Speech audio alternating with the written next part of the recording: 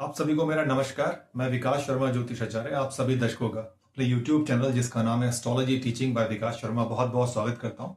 दोस्तों, आज मैं हाजिर हूं एक नए वीडियो को लेकर जिसमें मैं केतु के बारे में आपसे बात करूंगा। इससे पहले जो वीडियो बनाया था मैंने राहु के ऊपर बनाया था, लेकिन लगता है कि बहुत कम लोगों ने उसको देखा है।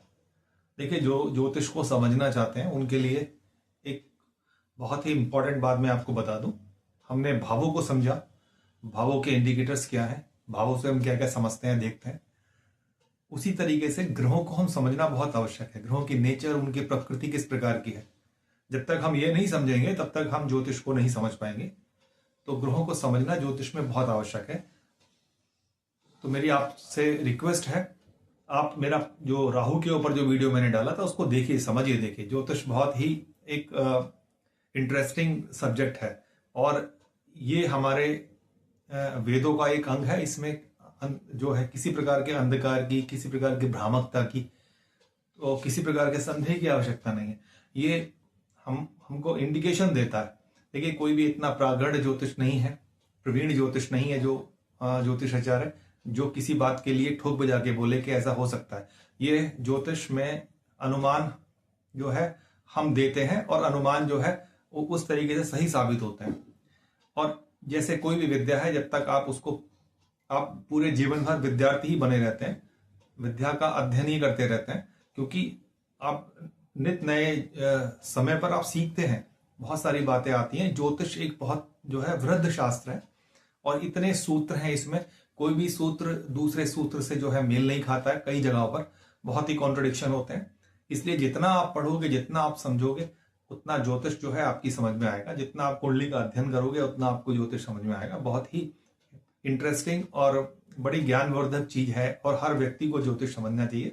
तो किसी प्रकार के जो है अंधविश्वास को ज्योतिष में कोई स्थान नहीं है। आजकल जो बहुत फैला हुआ है ज्योतिष को लेके, जो अंधविश्वास है, ये दूर करने का ही मैं प्रयास कर रहा हूं। ठीक है, तो ज्योतिष एक विज्ञान है। वेदों में इसको नेत्र कहते हैं। वेदों का के 6 अंग होते हैं, उसमें से एक अंग जो है ज्योतिष है। ठीक है, तो आज मैं केतु के ऊपर बात करूंगा। उससे पहले जिन दर्शकों ने मेरा चैनल सब्सक्राइब किया उन सभी को मैं बहुत बहुत शुक्रिया अदा करना चाहता हूं। इसी तरीके से आप मेरे साथ जुड़े रहिए।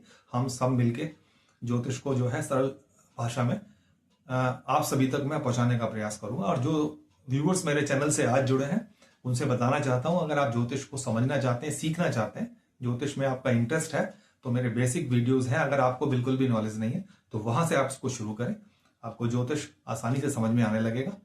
और अगर आप पहले से ही ज्योतिष के अंदर जो है आप विद्यार्थी हैं, आपको ज्ञान है, तो मैं अपना ज्ञान आपके साथ साझा करूंगा सरल शब्दों में। ठीक है, तो चलिए शुरू करते हैं केतु के ऊपर आज का वीडियो। देखिए, केतु के बारे में जैसे मैंने राहु के वीडियो में बताया था, राहु केतु जो है उत्तरी और दक्षिणी कटान बिंदु कहलाते हैं। तो जब सूर्य और चंद्रमा के जो है इस प्रकार से जब परिधि आपस में मिलती है तो उत्तरी कटान बिंदु राहु कहलाता है, दक्षिणी कटान बिंदु केतु कहलाता है। ठीक है, ये तो हो गई जो है साइंटिफिक बात। अब दूसरी बात ये कि जो माइथोलॉजिकल है वो ये है कि एक राक्षस था जो समुद्र मंथन के समय अमृत पान करने के लिए देवताओं की पंक्ति में बैठ गया, और चूंकि उनको सूर्य और चंद्रमा ने पहचान लिया और उनके मुख में अमृत पहुंच चुका था, तो भगवान विष्णु ने अपने सुदर्शन चक्र से उसका गला काट दिया। तो ऊपर वाला हिस्सा चूंकि अमर हो गया, शरीर में अमृत पहुंचा तो अमर हो गया, तो ऊपर का हिस्सा राहु कहलाया, गर्दन तक का, गर्दन से नीचे का जो हिस्सा है वो जो धड़ है वो केतु कहलाया। तो राहु के पास दिमाग है, बुद्धि है, और केतु के पास दिल है। क्योंकि राहु के पास दिमाग है इसलिए बहुत ज्यादा षड्यंत्र करता है, नित नए जो है स्वांग रचता है, आपको किसी ना किसी तरीके से जो है भौतिक चीजों की तरफ ले जाता है, आपके अंदर वो सब चीजें पैदा करता है। जबकि केतु के पास हृदय है, और जब आदमी दिल से काम करता है, दिमाग से काम नहीं करता, तो उसके परिणाम भी जो है शुभ होते हैं। ठीक है, और क्योंकि केतु इसी प्रकार का ग्रह है, और राहु केतु में एक और बात भी है, क्योंकि राहु के ठीक 180 डिग्री पर केतु रहते हैं, तो ये हमेशा आमने सामने रहते हैं। जैसे रेल की 2 पटरियां साथ में तो रहेंगी लेकिन कभी मिलेंगे नहीं। और एक और इंपॉर्टेंट बात, Rahu Ketu non bodily planet है। ये शैडोई प्लेनेट है, इनका कोई अस्तित्व नहीं है, लेकिन ज्योतिष में महर्षि पराशर ने इनको स्थान दिया है नवग्रहों के अंदर। तो वहां से ज्योतिष आचार्य ये कहते हैं कि जो है राहु केतु का अस्तित्व नहीं है, वो तो छाया ग्रह है। अरे छाया से भी हम डरते हैं। मैंने, आप लोगों ने महसूस किया होगा कई बार। देखिए, आप जैसे गर्मी के अंदर अगर आपको जब बहुत जो है प्रचंड मार्तंड की जो है किरणें पड़ रही होती हैं धरती के ऊपर, जो भरा जो है गर्मी का जो मौसम होता है मई जून का, तो आप ऐसे वृक्ष की तलाश में रहते हैं जिसका जिसका जिसका बहुत घना हो, जिसकी छाया बहुत दूर तक हो, तो वहां पर सब जाके विश्राम पाते हैं। तो छाया का प्रभाव क्यों नहीं पड़ता हमारे शरीर पर, ये मैं आपको इसी तरीके से समझाने का प्रयास किया है। तो छाया का प्रभाव हमारे मन और हमारे शरीर दोनों पर पड़ता है। तो इनका अस्तित्व है, इसीलिए महर्षि पराशर ने इनको नवग्रहों के अंदर शामिल किया है। ठीक है, तो आज मैं बात करूंगा राहु केतु के बारे में। केतु के बारे में, राहु को मैंने बता चुका हूं, केतु के बारे में मैं बात करूंगा। राहु केतु एक दूसरे के विरोधी होते हैं। जो राहु देता है, केतु को लेने का प्रयास करता है। ठीक है, या जो चीज राहु लेगा वो केतु देने का प्रयास करेगा, यानी जो काम राहु करेगा उससे उल्टा केतु करेगा। तो जैसे राहु के पास दिमाग है तो वो हमेशा षड्यंत्र जो है, आपको परेशान करना, आपको धोखा देना, आपसे जो है गलत कार्य करवाने का काम करता है। केतु के पास वो दिमाग नहीं है, इसलिए जो भी करता है वो दिल से करता है। ठीक है, इसलिए वो धर्म का ग्रह है, मोक्ष का ग्रह है केतु। ठीक है, तो केतु के बारे में ये एक बहुत इंपॉर्टेंट बात मैंने आपको बताई। तो हमने क्या जाना, ये धर्म का शिखर कहलाता है केतु। जो टॉप ऑफ टेम्पल का जो गुंबद होती है, जहां पे झंडा लहरता है, उसको केतु कहते हैं। ये धर्म की ध्वजा है, धर्म का शिखर है। और क्या है, ये मोक्ष देने वाला ग्रह है, क्योंकि धार्मिक है। ठीक है, दिमाग से काम नहीं करता, चालबाजियां नहीं करता, धोखाबाजी नहीं करता, तो ये मोक्ष देने वाला ग्रह कहा जाता है। मोक्ष प्रदाता होते हैं केतु। ठीक है, साथ ही साथ एक और जीवन में अचानक बहुत ज्यादा परिवर्तन करने वाला है। अचानक से आपका जीवन एकदम से पलट गया। अभी सब कुछ अच्छा चल रहा था जीवन में, अचानक से केतु जब खराब अवस्था में थे आए, या उनकी दशा अंतर्दशा लगी, तो जीवन एकदम से 360 डिग्री घूम गया। आप बहुत अच्छा व्यापार करते होंगे या नौकरी करते होंगे तो आपको डिमोशन हो गया। ठीक है, या आपका नुकसान हो गया व्यापार में। तो इस प्रकार के जो है करने की जो प्रवृत्ति होती है केतु की होती है, और बहुत अत्यधिक वेग के साथ करता है। इतना जबरदस्त वेग होता है कि व्यक्ति संभल ही नहीं पाता। बहुत ही सुबह कुछ और था और जो है दोपहर में कुछ और हो गया। इस तरीके की नेचर है केतु की, अत्यधिक मात्रा में देने का, क्योंकि दिमाग नहीं है, इसलिए जो देता है वो भी बहुत अत्यधिक मात्रा में देता है और अत्यधिक वेग के साथ देता है। ठीक है, साथ ही साथ घटनाएं दुर्घटनाएं देने का योग बनाता है। जब अष्टम में बैठ जाता है और वहां पर जो है अशुभ मंगल भी बैठा हो या शुभ मंगल का सहयोग कर रहा हो और शनि भी जो है सहयोग कर रहा हो, तो ये जीवन में अचानक घटनाएं दुर्घटनाएं बनाने का कार्य करता है। अचानक से जो एक्सीडेंट दे देगा, अचानक से ऐसे असाध्य रोग पैदा कर देगा। अगर गुरु बैठ गया, चंद्रमा बैठ गया अष्टम में, साथ में केतु बैठ गया अशुभ राशियों में होकर और शनि से दष्ट होकर, तो असाध्य रोग दे देगा, कैंसर जैसी बीमारियां आपको दे देगा। और ऐसी बीमारियां होंगी जिसका इलाज ही नहीं होता। असाध्य रोग देने का काम करता है केतु, ला इलाज बीमारी देता है। तो मृत्यु बहुत दुखद दे देता है कई बार, क्योंकि व्यक्ति को इलाज नहीं मिल पाता तो उसकी मृत्यु जो है बहुत दुखद हो जाती है। तो इस प्रकार का देने का कार्य केतु करता है। केतु को मंगल के समान माना गया है ना, कहते हैं कुजवत केतु, है ना, यानी कुज माने मंगल, मंगल के समान केतु, इसलिए केतु को मंगल के समान। मंगल भी लेकिन मंगल के पास दिमाग है। तो बस केतु में अंतर यही होता है कि केतु बड़े वेग के साथ अचानक से देने का काम करता है, क्योंकि उसके पास दिमाग नहीं है। ठीक है, और शनि को राहु के समान माना गया है, शनिवत राहु। ठीक है, और हम क्या देखते हैं इससे, देखिए जहां भी बैठ जाते हैं केतु महाराज, वहां से संबंधित चीजों को हमको पाने की बहुत जो है ललायत करते हैं, इच्छा प्रदान करते हैं। इस प्रकार का केतु का नेचर होता है। जिस स्थान में बैठ जाएंगे वहां की चीजों को हमको, शुभ चीजों को, अगर शुभ होकर बैठे हैं तो बहुत अच्छी चीजें हमको प्रदान करने के लिए बहुत एम्बिशियस बनाते हैं केतु। ठीक है, साथ ही साथ हमको गूढ़ विद्याओं का जानकार बनाते हैं, जो ऑकल्ट साइंस है, क्योंकि धर्म का ग्रह है, मोक्ष का ग्रह है, तो ऑकल्ट साइंस में हम जो है हमारा रुझान हो जाता है। व्यक्ति बहुत अच्छी जो है परा विद्याओं को जानने वाला होता है।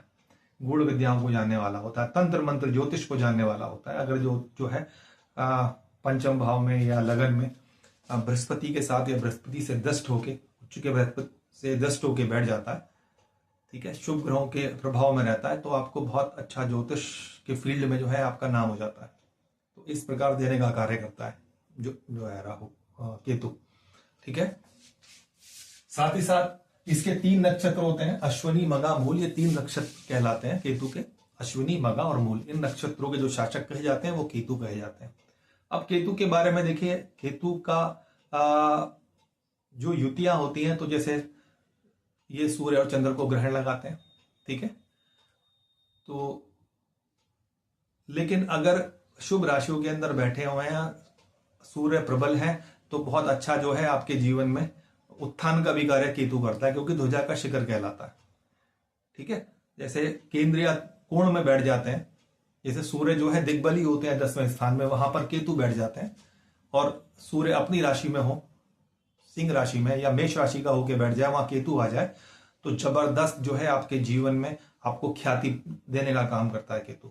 आपको आपके व्यवसाय में या आपके कार्यस्थल में बहुत ऊंचाई प्रदान करने का काम करता है। जीवन में आपको आपका नाम करने का कार्य जो है केतु प्रदान करते हैं। व्यक्ति बहुत बड़ा शासक हो सकता है। तो इस प्रकार की जो पद प्रतिष्ठा होती है वो केतु प्रदान करते हैं, अगर सूर्य के साथ भी बैठ जाते हैं तो, ठीक है। और कर्क राशि में भी जो है केतु जो है कुछ ना कुछ धन लाभ अवश्य कराते हैं, लेकिन चंद्रमा की पोजीशन देखनी बहुत आवश्यक होती है। साथ ही साथ जो है ये कहा जाता है, देखिए बृहस्पति से जो दृष्ट केतु होता है या बृहस्पति की राशि में जब केतु होते हैं तो बहुत शुभ फल प्रदाता हो जाते हैं, क्योंकि बृहस्पति भी धर्म के ग्रह कहलाते हैं, केतु भी धर्म के ग्रह कहलाते हैं। तो तब जब ये केंद्र या कोण में बैठे हों तो ये बहुत अच्छे आपको जो है धार्मिक जो है उत्थान आपका बहुत ज्यादा अच्छा होता है। तो इस प्रकार का देने का काम करते हैं। लेकिन अशुभ ग्रहों के साथ जब इनका मेल हो जाता है, मंगल के साथ, अशुभ मंगल के साथ इसका मेल हो जाए, नीच का मंगल है या वक्री है, तो ये आपको बहुत बड़ा जो है हत्यारा बना सकते हैं। जो व्यक्ति हत्या करने के बारे में सोचता ही नहीं, क्योंकि केतु के पास दिमाग नहीं होता, और मंगल भी को जाते हैं, मंगल भी आवेग के ग्रह कहलाते हैं, ठीक है। मंगल भी जो है मारकाट युद्ध के ग्रह कहलाते हैं। साथ में केतु कंबाइन हो गए और अशुभ होकर मंगल बैठा हुआ है और तीसरे भाव से संबंध बना रहा है या छठे भाव से संबंध बना रहा है, ठीक है। उस या जो है एकादश से भी संबंध बन रहा है, तो बहुत ज्यादा आपको बीमारी दे देंगे या बहुत बड़ा अपराधी आपको बना देंगे। लगन से संबंध हो जाए या तीसरे से या छठे से या अष्टम से संबंध बन जाए तो बहुत बड़ा अपराधी, हत्याएं करने वाला, जो हत्याओं के बारे में करने के बारे में बिल्कुल भी सकुचाता नहीं है, इसके लिए हत्या एक जो है नॉर्मल रूटीन वर्क हो जाता है, इस तरीके का हत्यारा बना देता है। बृहस्पति के साथ बैठ जाता है तो बहुत अच्छा ज्ञान देता है, ये मैं आपको बता चुका हूं, ठीक है।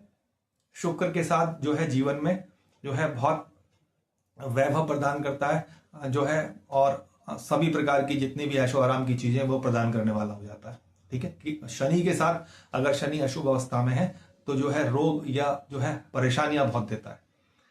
तो अब बात करते हैं घरों की, बात करते हैं तो पहले घर के अंदर केतु होता है तो व्यक्ति जो है बहुत साहसी होता है और व्यक्ति बिल्कुल निडर हो जाता है, ठीक है। दूसरे भाव में वाणी में विकलता दे देगा, वाणी में दोष हो जाएगा और शिक्षा में बाधा दे देगा, नेत्रों के रोग दे सकता है, ठीक है। उसी तरीके से तीसरे स्थान में जब केतु होते हैं तो व्यक्ति बहुत साहसी हो जाता है और जो है मित्र उसका सहयोग करते हैं, मित्रों का सहयोग प्राप्त होता है, निडर होता है, साहसी होता है, बहुत ज्यादा शौर्य प्रदान करने वाला होता है, सभी प्रकार के सुख प्रदान करता है। चौथे के अंदर जो है परिवार में कलह देता है। पंचम भाव के अंदर ये संतान के लिए बड़ा विनाशकारी कहलाता है, अशुभ होता है, संतान का जो है संतान को नष्ट करने वाला कहा जाता है।